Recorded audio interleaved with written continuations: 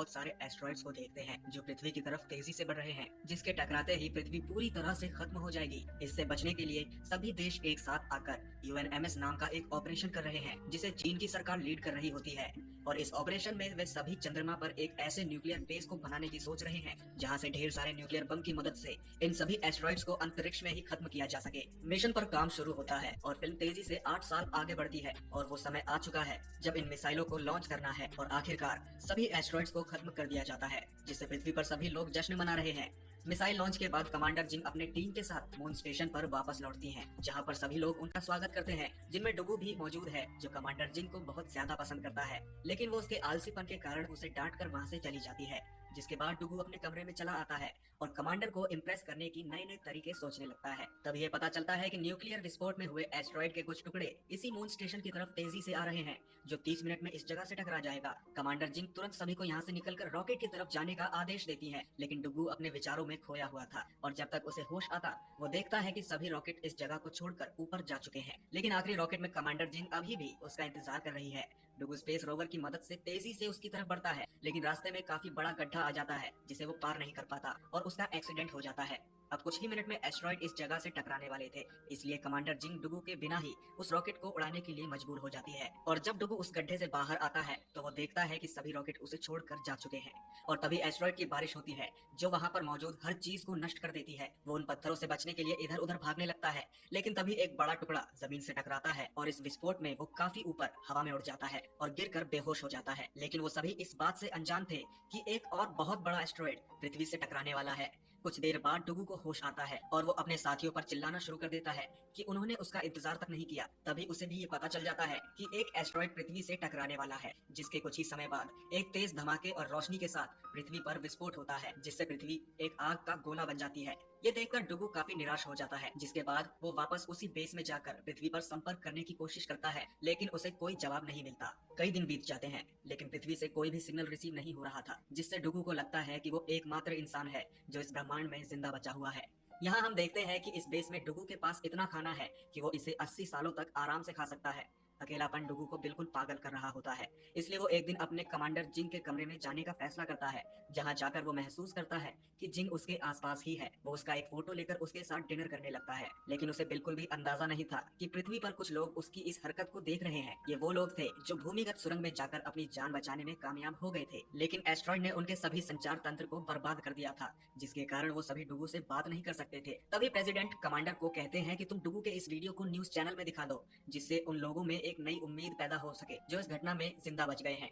वो लोग देख सके कि कैसे एक आदमी चंद्रमा पर अकेला जिंदगी जी रहा है, लेकिन कमांडर ये कहते हुए मना कर देती है कि डुगू वहाँ काफी खुशी से अपनी जिंदगी जी रहा है, जहाँ उसे खाने की भी कोई कमी नहीं है और हमें ऐसे लोगों की कहानी दिखानी चाहिए जो सचमुच जिंदा रहने के लिए काफी मुश्किल हालात में भी सरवाइव कर रहे हो। दूसरी तरफ डुगू को उस बेस में एक फटा हुआ खाने का पैकेट दिखता है, जिसे देखकर वो चौंक जाता है क्योंकि वो पैकेट उसने नहीं खोला था। तभी उसे सामने स्टोर रूम में कुछ आवाज सुनाई दे रही है। आगे जाने पर उसे एक लड़की की परछाई दिखाई देती है, जिसे देखकर वो काफी खुश हो जाता है और पृथ्वी पर फिर से इंसानियत को जिंदा करने का सपना देखने लगता है। वो उसके साथ फ्लर्ट करने की भी कोशिश करता है, लेकिन जैसे ही वो आगे जाता है तो वो चौंक जाता है क्योंकि वो परछाई एक कंगारू की है जिसका नाम कॉन्ग है और वो नॉर्मल कंगारू से साइज में काफी बड़ा होता है, जिसे एक एक्सपेरिमेंट के लिए इस बेस पर लाया गया था। डुगू एक फावड़े से उसे डराकर उस स्टोर रूम से भगाने की कोशिश करता है क्योंकि वो उसके स्टोर खाने को खा रहा था। उसे डुगू की इन हरकतों से काफी गुस्सा आ जाता है और वो उसका फावड़ा लेकर ऐसे मोड़ देता है जैसे कि वो किसी कागज का बना हो, जिसके बाद वो डुगू की काफी पिटाई भी करता है। मार खाने के बाद डुगू उस कंगारू को इम्प्रेस करने के लिए एक फीमेल कंगारू का भेष बनाकर उसके पास जाता है। कॉन्ग उसे देखकर काफी खुश भी हो जाता है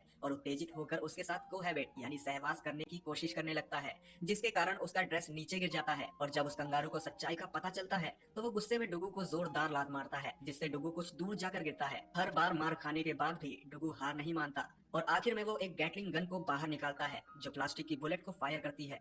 वो कॉन्ग के ऊपर अंधाधुंध फायरिंग कर देता है, जिससे कॉन्ग को पीछे हटने पर मजबूर होना पड़ता है, लेकिन थोड़ी देर बाद कॉन्ग लड़ने के लिए वापस आता है और वो उसे पकड़ लेता है और उन दोनों में काफी लड़ाई होती है। इस लड़ाई में वो दोनों नीचे गिर जाते हैं और तभी डुगू देखता है कि पृथ्वी से कुछ सिग्नल आ रहा है। उसके मन में एक उम्मीद जागती है कि पृथ्वी पर मानवता अभी भी जिंदा है, लेकिन वो बिल्कुल गलत सोच रहा था क्योंकि वो सिग्नल कंगारू की पूंछ के कारण आया था। जो गलती से उस तार में टकरा गई थी, वो काफी इमोशनल होकर कॉन्ग को बताता है कि हम सभी एक बार फिर अपनी दुनिया में वापस जाएंगे, लेकिन वो उसकी बातों को नजरअंदाज कर एक बार फिर से उसे थप्पड़ मारकर नीचे गिरा देता है। चंद्रमा पर रहते रहते डुगू को 200 दिन बीत जाते हैं और वो कंगारू के साथ जीना भी सीख लेता है और साथ ही वो एक ऐसी योजना भी बनाता है जिसकी मदद से वो पृथ्वी पर वापस जा सके। वो इसके लिए मिशन अपोलो 18 द्वारा छोड़े गए स्पेसशिप की मदद से पास के स्पेस स्टेशन तक जाना चाहता है और वहां से पृथ्वी पर जाने के लिए एस्केप पॉड का इस्तेमाल करना चाहता है। और फिर एक दिन डुगू और कॉन्ग उस स्पेसशिप को लाने के लिए निकल पड़ते हैं और वो दोनों उसे लाने में कामयाब भी हो जाते हैं। लेकिन रिपेयर करते समय डुगू को ये बात पता चलती है कि ये स्पेसशिप सिर्फ 20 पाउंड वजन को ही उठा सकता है और ये समस्या तभी हल होगी जब ये स्पेसशिप में दूसरा प्रोपल्शन सिस्टम लगाया जाएगा। किस्मत से ऐसा ही प्रोपल्शन सिस्टम एक न्यूक्लियर वेपन में लगा हुआ है जो इसी चंद्रमा पर मौजूद है और डुगू उसे वापस लाने का फैसला करता है। वो जरूरत की चीजों को अपने स्पेस रोवर में रखकर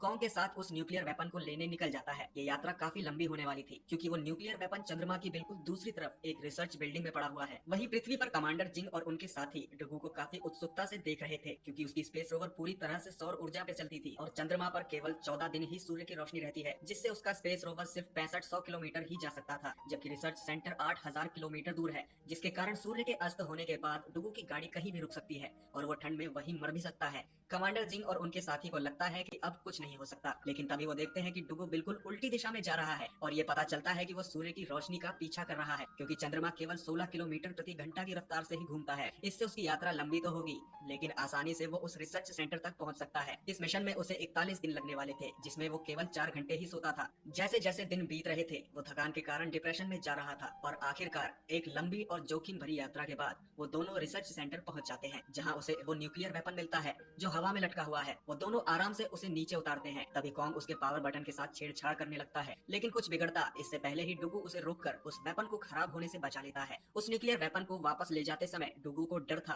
कि कहीं कॉन्ग फिर से कोई गलती न कर दे जिससे ही मिशन फेल हो जाए, इसलिए वो उसे गाड़ी के पीछे एक वैगन में बंद कर देता है और खुद को एंटरटेन करने के लिए तेज आवाज में गाना सुनने लगता है। बदकिस्मती से कुछ समय बाद वो वैगन ट्रक से अलग हो जाती है और डुगू को इस बारे में कोई एहसास तक नहीं होता। सैकड़ों किलोमीटर आगे जाने के बाद डुगू को पता चलता है कि उसकी गलती के कारण कॉन्ग कहीं पीछे छूट चुका है। अब उसके पास दो ही ऑप्शन है, यदि वो कॉन्ग को लेने के लिए वापस जाता है तो वो धूप खो देगा जिसके कारण उसकी गाड़ी काम करना बंद कर देगी, लेकिन अगर वो नहीं जाता है तो कॉन्ग वहीं जमकर मर जाएगा। थोड़ी देर सोचने के बाद डुगू अपनी स्पेस रोवर को उल्टा मोड़कर उसकी तरफ जाने लगता है और कॉन्ग को वापस लाने का फैसला करता है। उल्टी दिशा में घंटों यात्रा करने के बाद आखिरकार वो उस तक पहुंच ही जाता है। डुगू को वहां देखकर कंगारू काफी भावुक होकर एक पिल्ले की तरह उसे चाटने लगता है और फिर दोनों बेस की तरफ निकल पड़ते हैं। इस दौरान डुगू सोता भी नहीं है क्योंकि सूरज तेजी से उसकी गाड़ी से दूर जा रहा था। काफी कोशिश के बाद भी वो सूरज से दूर हो जाता है और आखिरकार अब उसके पास सिर्फ कुछ ही बैटरी बची हुई है जिसकी मदद से वो आगे जा सकता है। वो गाड़ी के हिट मशीन को भी बंद कर देता है जिससे बिजली की कम खपत हो और अंत में गाड़ी बेस से 55 किलोमीटर पीछे रुक जाती है, जिससे अब उन लोगों का बचना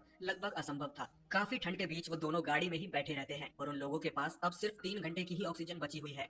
अंत में डुगू हार मानकर गाड़ी से बाहर आ जाता है और अपनी मौत का इंतजार करने लगता है। तभी वो देखता है कि कंगारू मिरर के रिफ्लेक्शन की तरफ आकर्षित होकर भाग रहा है, जिसे देखकर उसके मन में एक योजना आती है और वो जल्दी से गाड़ी के दरवाजों को बाहर निकालकर उसे एक स्लेज में बदल देता है और एक रस्सी की मदद से उसे उस कंगारू में बांध देता है और फिर उसके सामने फ्लैश लाइट जलाता है। ये योजना काम कर जाती है और वो सेंटा क्लॉज की तरह चंद्रमा की सतह पर दौड़ने लगता है। थोड़ी देर बाद उन लोगों के सामने एक बड़ा सा गड्ढा आता है, लेकिन वो कॉन्ग को उस पर छलांग लगाने को कहता है और जैसे ही वो हवा में छलांग लगाता है वो अपनी पीठ पर लगे गैस टैंक को खोल देता है, जिससे वो बड़ी आसानी से उस गड्ढे को पार कर जाते हैं। आखिरकार वो दोनों न्यूक्लियर वेपन को बेस में लाने में कामयाब हो जाते हैं और पृथ्वी पर वापस जाने की तैयारी करने लगते हैं, लेकिन उसे ये नहीं पता था कि एक और एस्ट्रॉइड पृथ्वी की तरफ तेजी से बढ़ रहा है। और तभी डुगू को स्क्रीन पर एक और सिग्नल मिलता है जो देखकर वो काफी खुश हो जाता है कि पृथ्वी और उसके दोस्त उससे संपर्क कर रहे हैं। लेकिन तभी उसकी नजर उस कंगारू पर पड़ती है जो उन तारों से खेल रहा था जिसके कारण सिग्नल मिल रहे हैं। उसे एहसास हो जाता है कि पिछली बार भी ये सिग्नल इसी कारण आए थे। ये जानकर वो काफी निराश हो जाता है कि उसके सिवा इस दुनिया में कोई भी इंसान जिंदा नहीं है। वो पृथ्वी पर जाने की उम्मीद तक खो देता है और मिशन को खत्म करने का फैसला करता है। पृथ्वी पर कमांडर जिंग और उसके दोस्त डुगू से संपर्क करने का फैसला करते हैं और इसके लिए वो सभी एक जगह इकट्ठा होते हैं और सामूहिक रूप से हाथों में फ्लैश लाइट लिए चंद्रमा की तरफ चमकाते हैं। इस संकेत को देखकर डुगू के आंखों में आंसू आ जाते हैं कि वो अकेला नहीं है। फिर वो अपने रिसीवर को ठीक करता है जिससे वो अपने दोस्तों से बात कर सके। काफी मेहनत के बाद वो अपने दोस्तों से संपर्क करने में कामयाब हो जाता है, जहां वो कमांडर जिंग और अपने दोस्तों को देखता है। तभी एक प्राइवेट मोमेंट में डुगू कमांडर जिंग के सामने ये स्वीकार करता है कि वो एकमात्र कारण थी जिसके कारण वो इस मिशन में आया था। ये सुनकर जिंग हैरान हो जाती है और उसे चंद्रमा पर अकेला छोड़ने के लिए माफी भी मांगती है। डुगू अपने दोस्त की मदद से उस रॉकेट के प्रोपल्शन सिस्टम को मॉडिफाई करना शुरू कर देता है। कुछ दिनों में सेटअप पूरा होने के बाद डुगू और कॉन्ग अपनी यात्रा शुरू करते हैं और बिना कोई परेशानी के स्पेस स्टेशन तक पहुंच जाते हैं। उन लोगों को बिल्कुल भी अंदाजा नहीं था कि एक एस्ट्रॉइड पृथ्वी की तरफ तेजी से बढ़ रहा है।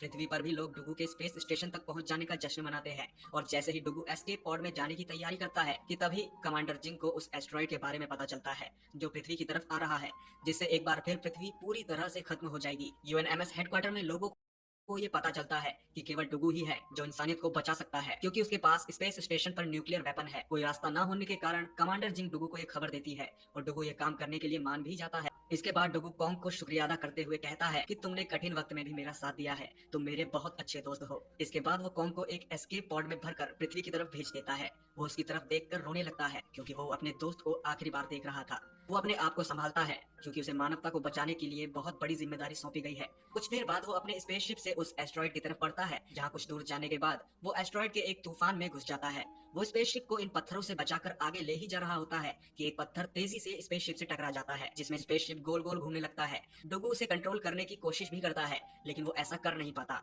कोई रास्ता न देखकर वो स्पेसशिप के एक दरवाजे को तोड़ देता है, जिससे स्पेसशिप के अंदर काफी दबाव बनने लगता है जो उसे घूमने से रोक देता है।